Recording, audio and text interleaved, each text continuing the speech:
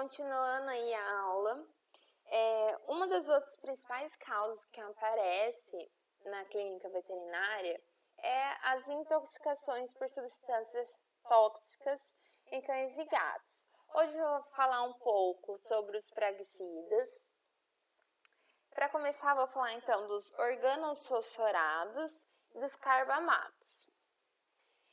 Os organofosforados, eles são derivados do ácido fosfórico, o triclofon, o fention, o diglocofention. Já os carbamatos, eles são derivados do ácido carbabâmico, adilcarb, carbaril e propoxur. Eles são utilizados tanto como inseticidas e carrapaticidas. Trouxe como exemplo carrapaticidas o Negovion e como inseticidas o propoxur. O chumbinho também, que é um carbamato, né? O chumbinho é muito utilizado no envenenamento, sempre aparece um gato envenenado, principalmente gato, tá? Geralmente, quem quer que o animal ingere, né, coloca numa calabresa, como vocês estão vendo na foto, na linguiça, na carne, para o animal achar apetitoso e ingerir. Então, como que funciona o mecanismo de ação, né? Então, eles vão inibir a acetilcolinesterase, que inibe a degradação da acetilcolina. Então, o que a acetilcolina ela faz? Ela finaliza a transmissão dos impulsos nervosos. Eles têm como características neurotóxicos, tá? Por quê? Tanto o organofosforado como o carbamatos, eles vão agir tanto no sistema nervoso central como no periférico, então, quanto nos membros, tanto no cérebro, tá? Os organofosforados, eles são irreversíveis, os casos. Já os carbamatos, a gente consegue reverter. Os principais sinais clínicos são muscarínicos, né? Vai agir principalmente na musculatura, fazendo uma broncoconstrição, lacrimejamento, cialorreia, que é a excessão de saliva, miose, que é a dilatação da pupila, diarreia e bradicardia. Tem os nicotínicos também, sinais, que é a fasciculações musculares e fraqueza do músculo. Então, o animal geralmente não consegue levantar, sair do lugar, né? E vai ter naquela parada cardiorrespiratória. Essas fasciculações musculares nada mais é que a contração involuntária do músculo. Como sinais neurológicos, eles vão apresentar convulsão, ataxia e hiperexcitabilidade. Alguém já deve ter visto um gato envenenado. Então, geralmente, eles não conseguem ficar em pé por muito tempo. Eles tentam andar, mas caem. E eles ficam super agitados, não deixando a gente pegar eles, com a pupila bem dilatada. Como diagnóstico, a gente tem que complementar tanto o histórico de exposição quanto os sinais clínicos. Então, o que o animal está apresentando? Está batendo com o que ele ingeriu? Qual tipo de veneno? Então, sempre perguntando para o proprietário, você viu o que ele ingeriu? Tinha alguma coisa no seu quintal? Sempre está fazendo as perguntinhas chaves, tá? O animal vai apresentar sinais clínicos tardios entre o 7º ao 21 dias após a exposição. Geralmente são dos organofosforados, que o animal vai ter dores musculares, fraqueza muscular progressiva.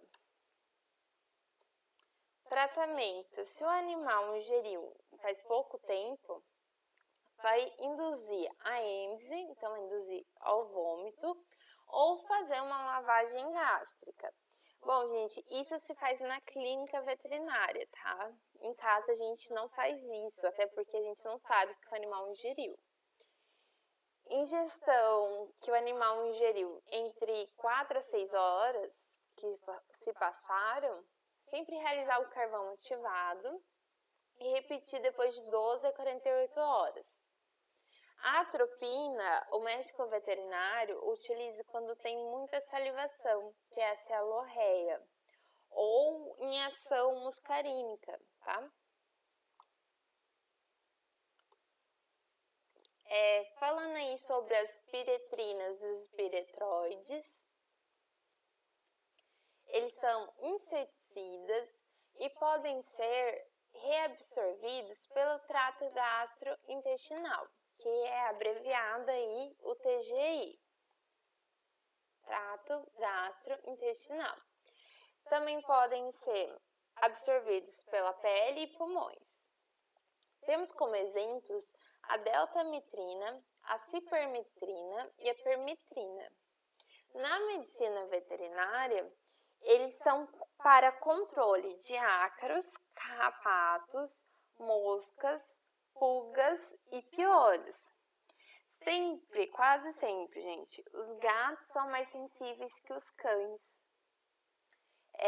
Ou seja, são mais fáceis de intoxicar. Então, a gente tem como, por exemplo, o botox, que a gente falou muito em sala de aula, né? De passar o botox, deixar o animal lá no sol, como faziam antigamente. Não pode, de maneira alguma. O escabim, né? Shampoo para piolho. Porque todos eles vão ter esse mecanismo de ação, né? Temos aí a coleira Excalibur, então o animal, né? Não pode ingerir. Temos a cipermetrina. Então, qual é o mecanismo de ação? Eles vão ser antagonistas dos receptores GABA, que aumenta a atividade neural, e as interações com canais de sódio, que vai aumentar a frequência cardíaca e o tempo de abertura.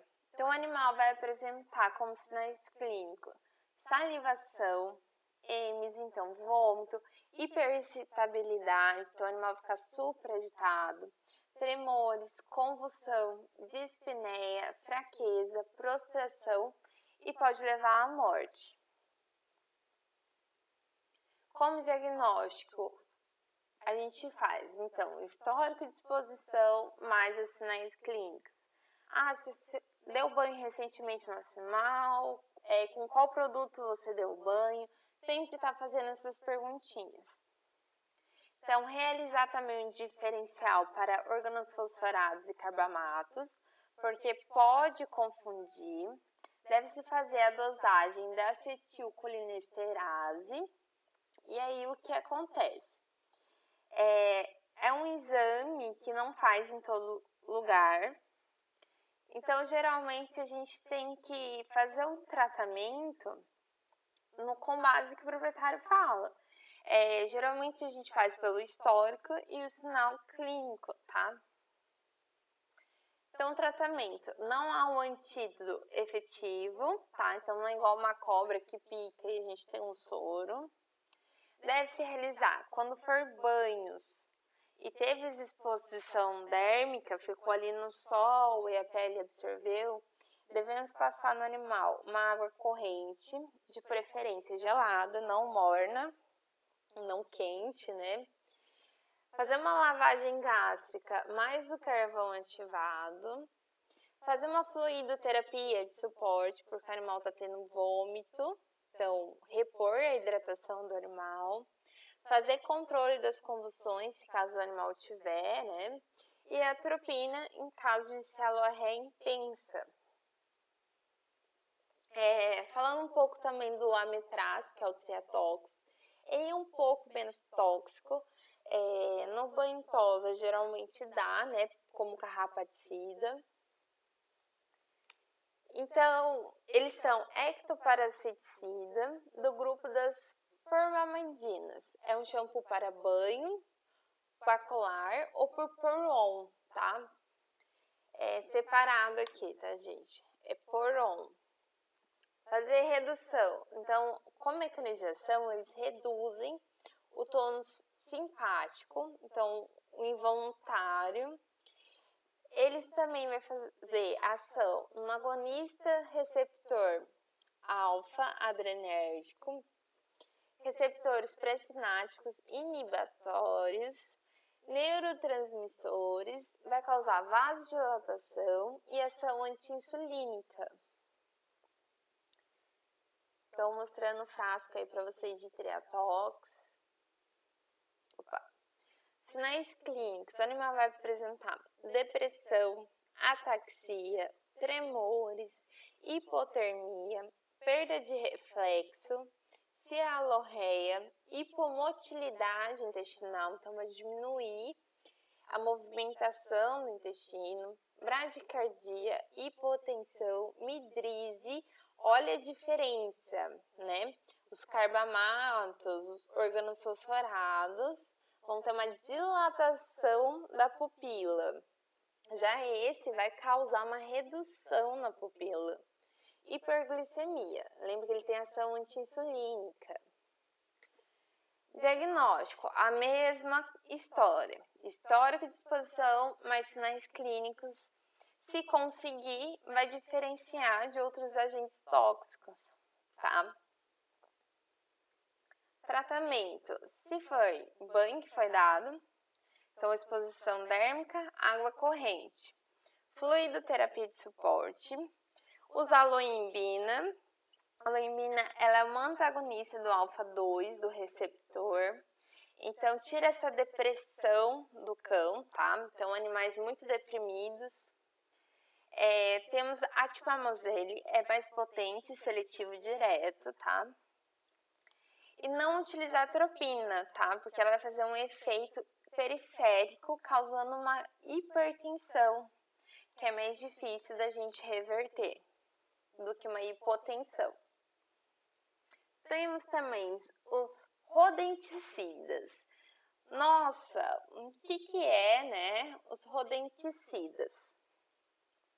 Então, eles são para eliminar ratos. E ratos são pragas urbanas, né? Então, rato a gente tem por toda parte do mundo. Então, em casa, no bairro, bueiro, eles estão aí.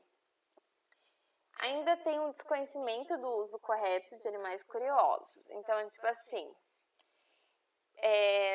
se eu tenho um cão em casa, um gato, não devemos deixar o veneno de rato no chão, tá? Por quê? Se é um cão filhote, até se não é, o cão ele é mais curioso que o gato. Ele vai querer cheirar e ele vai achar que é de brincar, que é um brinquedo. Ele vai morder, entre outras coisas, tá? Então, sempre deixar o veneno de rato em cima de prateleiras, onde não tem comida, claro. Sempre em lugares altos, tá? Onde o seu cão, o seu gato não pode alcançar. Os rodenticidas, eles são tóxicos para animais. Então, olha como tem uns que são super coloridos. Então, olha, tem uns cachorros, eles vão achar que aquilo lá é de brincar. Então, tem que tomar muito cuidado. Como rodenticidas, a gente tem os cumarínicos e os idandiônicos, tá? Eles têm como mecanismo de ação, principalmente os cumarínicos, como anticoagulante. Então, ele é antagonista da vitamina K. Ele vai causar uma deficiência dos fatores de coagulação, que eles acontecem no fígado. E a gente tem como exemplo o varfarina e o divaciona, como rodenticidas, tá? Sinais clínicos. Se esse rodenticida é pro rato sangrar, né, até morrer, com o cachorro vai ocorrer a mesma coisa. Então, os sinais clínicos vão apresentar de 2 a 10 dias. O animal pode estar tendo hemorragias como melena, lembra de melena? Então, sangue digerido nas fezes, hematoquesia, sangue não digerido nas fezes, epistaxe, que é esse animal aqui com nariz sangrando, hematúria, então sangue na urina. Essas são as 4 formas de hemorragia. O animal também pode ter dispneia e sintomas neurológicos, como hemotórax, como dispneia, tá? Pode ter sangue no tórax, hemorragia pulmonar e intracraniana, tá? Essa é a ação desse veneno.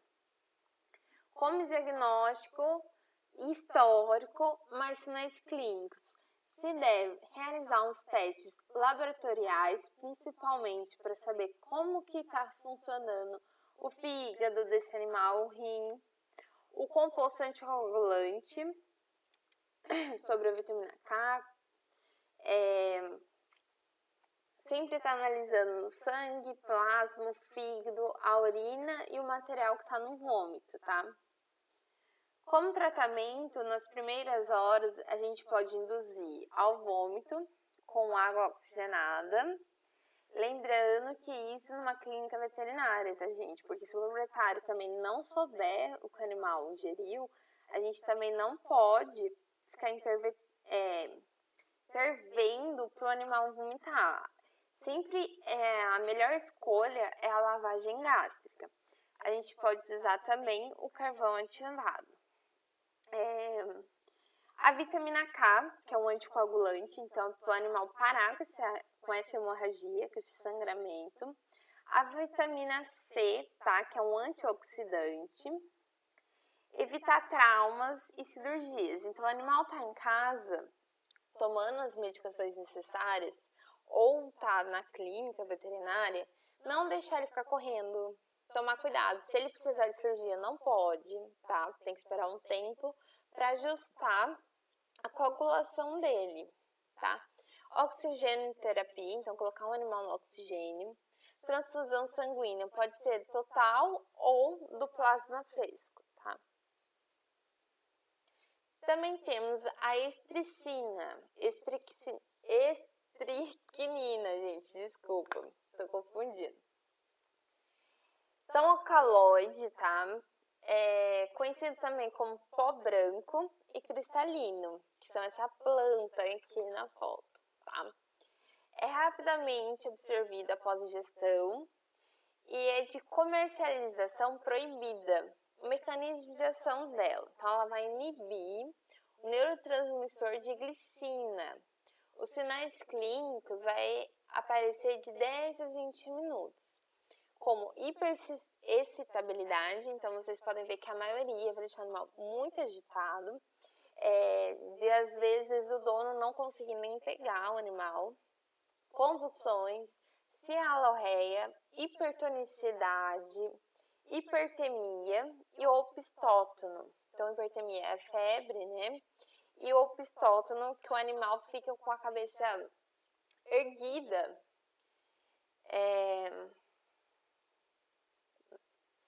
Diagnóstico. Pelo histórico, sinais clínicos, novamente. Vai fazer uma análise toxicológica com conteúdo gástrico. Então, vai pegar conteúdo gástrico através de uma lavagem gástrica. Sempre está verificando fígado, rim, plasma, soro e urina. Então, é aqueles exames laboratoriais. Acidose e aumento da creatina quinase e mioglobinúria. A mioglobinúria, vocês vão observar na urina, uma urina bem escura. Porque vai ter o aumento da creatina quinase. A CK, ela faz parte da musculatura. Por isso que o músculo vai ficar rígido. Hipertonicidade, tá? Após rigor mortis, né? Porque endurece bem a musculatura. Tratamento. Na fase inicial, fazer a lavagem gástrica e o carvão ativado. Então, mostrando qual a posição do animal aqui, né? Para fazer a lavagem gástrica, chegar no estômago, tá? Quando apresentar os sinais clínicos, a gente faz o controle de convulsão com diazepam e depois com fenobarbital. Fluidoterapia para hidratar, então o animal está tendo muita perda de líquido. Diurese, Então, a gente faz furosemida para o animal eliminar essa intoxicação pela urina, ou manitol, que age também até no sistema nervoso. Bicarbonato de sódio para tirar essa acidez e sempre deixar o animal numa sala escura e silenciosa, tá? Essa acidez do estômago, tá, gente? O bicarbonato de sódio também para agir na musculatura. Opa. Fim! Vou estar apresentando aqui para vocês 2 vídeos que eu achei legal, meio resumidos.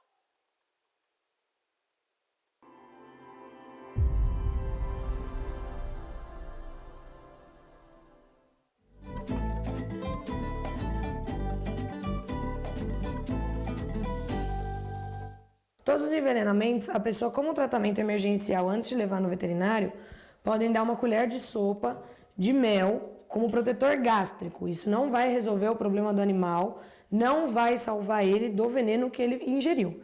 Então você vai dar uma colher de mel, ele vai fazer uma proteção gástrica, mas você tem que correr para o veterinário poder descobrir do que ele foi envenenado. E se você souber o que foi a causa do envenenamento, se ele tomou cândida, se ele tomou alguma coisa, leva a embalagem do produto para o veterinário para ele ter certeza de como que ele tem que proceder com esse animal que você está levando para ele. A indução do vômito no cachorro, ela não pode ser feita em casa. Por quê? Normalmente as pessoas não sabem o veneno que foi utilizado no cachorro, nem o tipo de tratamento que esse cachorro deve receber. Então, às vezes, quando você induz o vômito, se você não conhece exatamente o que está causando o veneno ou envenenamento no seu animal, ele pode piorar a situação desse animal e pode causar corrosão em todo o trato dele gastrointestinal. Então, assim, o melhor que você faz é só dar o mel mesmo e correr para o veterinário só para proteger o estômago dele e todo o caminho até o estômago. Mas forçar o vômito pode ser muito pior, então a pessoa nunca deve forçar o vômito. Os principais sintomas do envenenamento por chumbinho são comuns em cães e gatos. O animal vai começar a vomitar, ele pode começar a evacuar sangue, só que aí o caso já está muito grave, porque ele já começou a ter hemorragia interna. Então você tem que ver a pupila dele, que a pupila dele normalmente fica dilatada, ela fica bem preta e quase acaba com todo o resto do olhinho dele. O olho dele fica bem preto, a pupila fica extremamente dilatada. E na patinha dele, na cabeça, vai acontecer o que a gente chama de mioclonia. Vai parecer que tem um monte de ratinho embaixo da pele dele. O músculo fica todo tremido e começa a aumentar e se mexer muito. Isso é chamado de mioclonia. No caso de chumbinho, o que acontece é que a gente fala do carvão ativado. O carvão ativado ele pode ser um tratamento emergencial até 15 minutos depois da ingestão do chumbinho. Depois de 15 minutos, não vai adiantar você fazer o carvão ativado. Você vai dissolver o carvão ativado na água.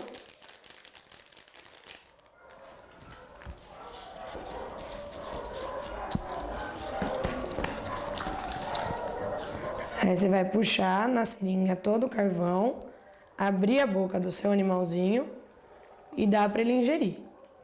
Se você tentar abrir a boca dele e dar por cima, ele vai cuspir todo o carvão ativado. Então você pode dar do ladinho, que aí já vai direto para a garganta dele.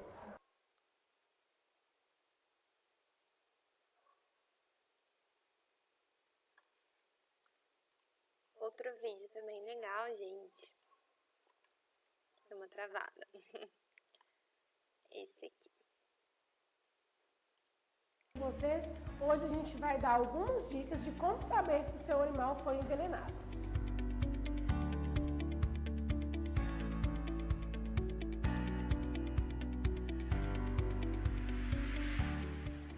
Antes da gente iniciar, a gente tem que deixar claro que existem vários tipos de medicamentos que podem provocar o envenenamento de cães e gatos, como por exemplo, medicamentos que provocam a morte de ratos, medicamentos que provocam a morte de pragas de plantas como o pulgão e alguns medicamentos que são de controle humano, como por exemplo aqueles medicamentos para o ser humano que tem dificuldades para dormir, medicamentos que são para o humano controlar algumas doenças cardiovasculares. Então a gente não pode ficar fechado e achar que envenenamento é somente provocado por veneno de rato, que é o que infelizmente ocorre. Muita gente acha que todo envenenamento é provocado pelo chumbinho, tá? Então existem vários tipos de medicamentos que podem provocar o envenenamento do animal. Como a gente tem uma grande variedade de medicamentos que podem envenenar o nosso pet, infelizmente a gente também tem uma grande variedade de sinais clínicos que podem indicar que o nosso animal esteja envenenado. Porque de acordo com o veneno, a gente vai ter uma reação. Por exemplo, a gente vai ter alguns medicamentos que têm a função de provocar uma parada cardiorrespiratória em ratos. Se o animal ingerir esse veneno, ele vai ter uma parada cardiorrespiratória. Então a gente vai avaliar, a gente vai observar que o animal vai ter uma grande dificuldade para respirar, consequentemente vai ter uma parada cardiorrespiratória. A gente vai ter também medicamentos que vão provocar uma hemorragia, uma série de hemorragias em um rato. Se o animal ingerir esse veneno, ele vai ter também uma série de hemorragias no seu organismo. Então, o sinal clínico vai variar de acordo com o que o animal ingeriu. Então, a gente vai ter vários sinais que vão indicar que o nosso animal foi envenenado. Ou envenenado acidentalmente, porque a gente deixou algum dos nossos medicamentos de fácil acesso, ou deixou de fácil acesso um veneno que a gente deu para matar um rato, para matar uma barata, para matar uma formiga, ou envenenamento que é proposital. Alguém jogou um veneno para o seu animal propositalmente para provocar o óbito dele, coisa que infelizmente não é incomum de acontecer na nossa rotina clínica veterinária. Os principais sinais que a gente pode observar em um animal envenenado são: o primeiro, que é um dos mais comuns, lógico que vai variar com o medicamento que o animal ingeriu ou com a planta que ele ingeriu, vai ser a cialorreia. O que é a cialorreia? Cialorreia é uma salivação excessiva. Então, muitos dos venenos administrados para o animal, seja acidentalmente ou não, provocam essa cialorreia. Outro sinal evidente, outro sinal que pode acontecer é a mioclonia, que é quando o animal se contrai involuntariamente. Diversos músculos do corpo do animal começam a se contrair, independente da função dele. Infelizmente, junto com essa contração muscular involuntária, a gente também vai ter uma desordem dos batimentos do coração desse animal. Então, se a gente pegar e auscultar o coração desse animal, a gente vai perceber que esse coração do animal está arrítmico. O que é isso? Vai bater rápido demais, devagar demais, forte demais, fraco demais. Totalmente sem ritmo devido ao envenenamento, que vai ser específico de cada envenenamento. A gente pode observar também vômito, a gente pode observar diarreia e em casos mais graves, a gente pode observar a convulsão, que é um dos sinais clínicos mais graves que podem sim provocar o óbito do animal, até mesmo de imediato. Então, se você observou que seu animal está com algum desses sinais, seja salivação excessiva, vômito, diarreia, convulsão e os músculos se mexendo involuntariamente, você deve imediatamente levar esse animal ao médico veterinário para que ele possa avaliar o animal e dar as medicações necessárias para salvar a vida dele. Se por um acaso você encontrou o veneno que o animal comeu, ou foi um veneno ou um medicamento que você deixou desprotegido do animal, procurar levar para o médico veterinário, porque de acordo com a droga, a gente vai ter um sinal clínico, a gente vai ter um prognóstico que é determinar se o caso do animal é grave, se o caso do animal não é tão grave. E, além disso, de acordo com a droga, a gente vai ter uma medicação específica. Alguns medicamentos a gente vai ter um antídoto, outros medicamentos a gente não vai ter. Por isso que é de suma importância de que, se você encontrar o que o animal ingeriu que provocou esse envenenamento, levar para o médico veterinário. Então a gente vai ficando por aqui. Qualquer dúvida que tiver... Então, gente, é isso. Qualquer dúvida, então, vamos estar conversando, tá? Vou estar passando mais nas próximas aulas sobre intoxicações e tirando essas dúvidas. Não é porque não tem questionário que vocês não vão assistir a aula, hein, gente? Por favor.